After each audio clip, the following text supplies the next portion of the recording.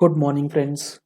GST platform के YouTube channel में आप सभी का स्वागत है। जी हाँ फ्रेंड्स, जीएसटी के अंदर एक बहुत बड़ी रिलैक्सेशन जो है वो अब टैक्स पेयर्स को दी गई है रूल 108 के अंदर। जी हाँ फ्रेंड्स, रूल 108 एंड रूल 109 ये जो दो रूल्स हैं, इसके अंदर आपको अपील से रिलेटेड जो प्रोसीजर है उसमें रिलैक्सेशन जो है वो प्रोवाइड किया गया है।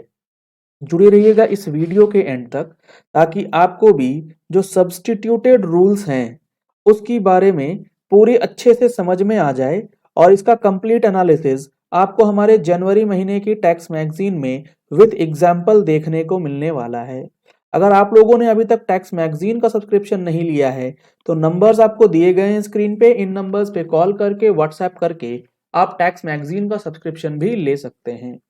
अब यहाँ पर आप देखेंगे अगर स्क्रीन में जो हमने जनवरी महीने की टैक्स मैगजीन में आपको प्रोवाइड किया है, सब रूल 3 जो हमारा रूल 108 उसको सब्स्टिट्यूट किया गया है एंड रूल 109 जो है उसको भी सब्स्टिट्यूट किया गया है। कुछ नई बातें यहां लिखी हैं टिल नाउ, यानी कि अभी जो एग्जिस्टिंग प्रोसीजर है, आप अपील अगर फाइल करते हैं तो आपको यह पता होगा कि अपील फाइल करने के बाद आपको एपीएल 01 का जो सबमिशन होता है उसके बाद एक प्रोविजनल एक्नॉलेजमेंट नंबर जो है वो दिया जाता है।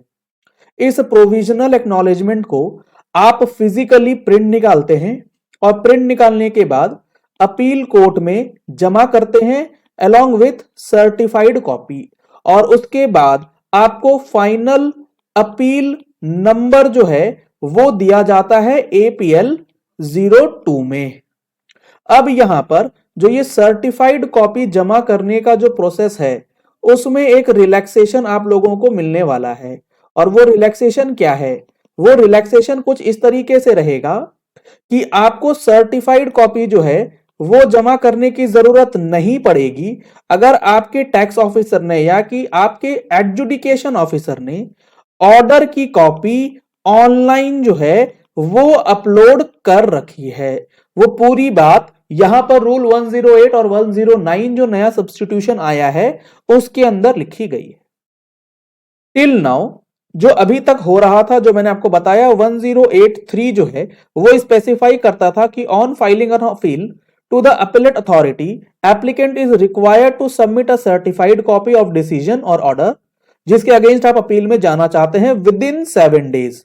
और कई केसेस में होता क्या था कि सर्टिफाइड कॉपी जो है वो नहीं मिल पाती थी, यानी कि डिपार्टमेंट जो है सर्टिफाइड कॉपी प्रोवाइड नहीं करता था, जिसकी वजह से अपील फाइल करने के बाद भी एपीएल 02 मिलने में दिक्कत आती थी, क्योंकि 7 डेज का टाइम निकल जाने के बाद अपील आपका रिजेक्ट कर दिया जा रहा था, यह कहते हुए कि आपने सर्टिफाइड कॉपी जो है 7 डेज में नहीं सबमिट करी है। तो यह समस्या अब आपकी खत्म हो जाएगी। वो किस तरीके से होगी?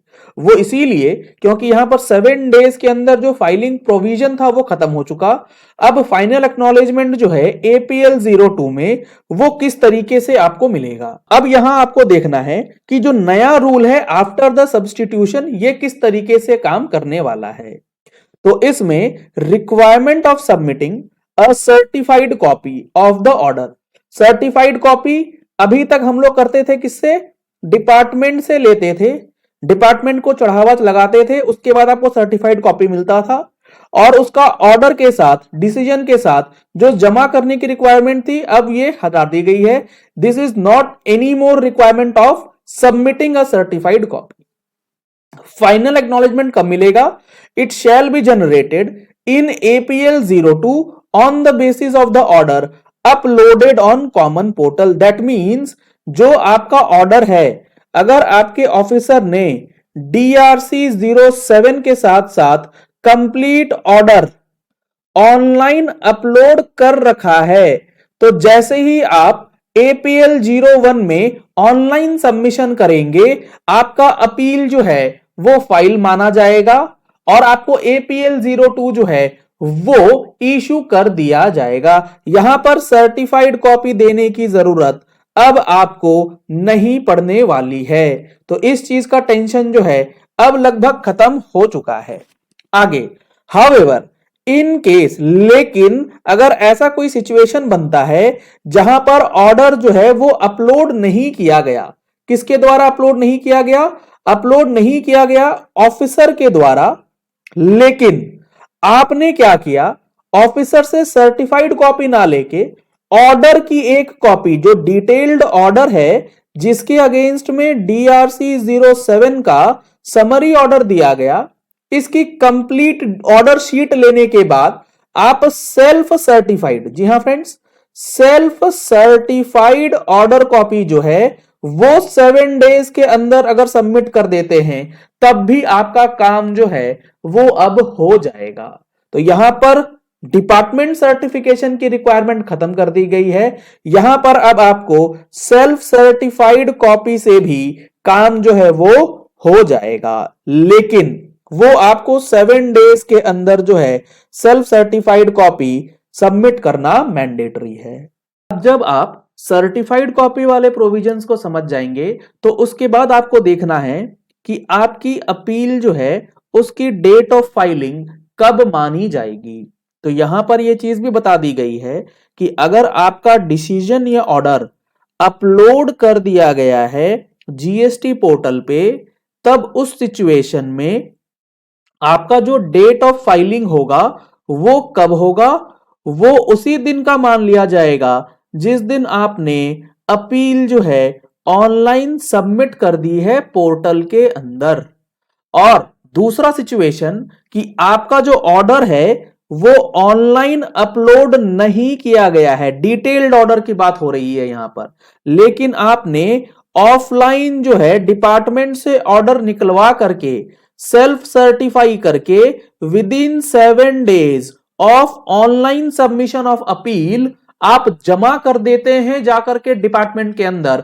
इस सिचुएशन में भी आपका जो डेट ऑफ फाइलिंग होगा वो ऑनलाइन जिस दिन आपने सबमिट किया है उसी दिन का मान लिया जाएगा। यानी कि या तो ऑनलाइन हो जाए या ऑफलाइन आप लेने के बाद 7 डेज के अंदर उसे सबमिट कर दीजिए, जैसे हम लोग पुराने केसेस में करते थे। डिफरेंस सिर्फ इतना रहेगा कि यहां पर अब ये सेल्फ सर्टिफाइड काम करेगा, पहले यहां पर डिपार्टमेंट सर्टिफिकेशन की रिक्वायरमेंट हुआ करती थी। दूसरे केस में जहां पर एप्लीकेंट जो है, आपने क्या करा, 7 डेज के अंदर ऑफलाइन निकलवाने के बाद जमा नहीं करा। 7 डेज कौन सा 7 डेज? ऑनलाइन सबमिशन के बाद 7 डेज। आपने उस 7 डेज के अंदर कॉपी ऑफ ऑर्डर जो है, जो सेल्फ सर्टिफाइड है, वो जमा नहीं करी, तो 7 डेज के बाद अगर आप करेंगे तो डेट ऑफ फाइलिंग अपील जो है वो date of submission of physical copy जो है वो मान ली जाएगी। तो आपका वहां पर अपील फाइल जो है वो टाइम बार्ड भी हो सकता है। तो इसका टेबुलर प्रेजेंटेशन जो है वो भी इस मैगजीन में हम लोग ऐड करने वाले हैं आप लोगों की क्लैरिफिकेशन के लिए। तो अब यहां पर जो ऑर्डर इशू किए जाते हैं उस ऑर्डर को ऑनलाइन अपलोड या ऑफलाइन रिट्रीव करने के बाद दोनों का प्रोसेस जो है और date of calculation of filing appeal दोनों ही केसेस में अलग अलग तरीके से किया जाएगा। तो यहां पर आपको अब काफी अच्छे से ध्यान रख करके अपना अपील फाइलिंग जो है वो करना होगा, अदरवाइज आपका अपील जो है वो बीच में अटक सकता है। रूल्स बेशक रिलैक्स कर दिए गए हैं, लेकिन यहां पर ऑनलाइन अपलोडिंग ऑफ ऑर्डर जो है वो बहुत ज्यादा इंपॉर्टेंट होने वाला है। चलिए इस वीडियो को यही एंड करते हैं। आशा करते हैं आपको ये वीडियो पसंद आया होगा और ये पॉइंट समझ आ गया होगा कि रूल 108 जो नया आया है इसका आप किस तरीके से इस्तेमाल करेंगे और इस रूल 108 और 109 में जो चेंजेस है इसका क्या इंपैक्ट पड़ेगा। Thank you and have a nice day.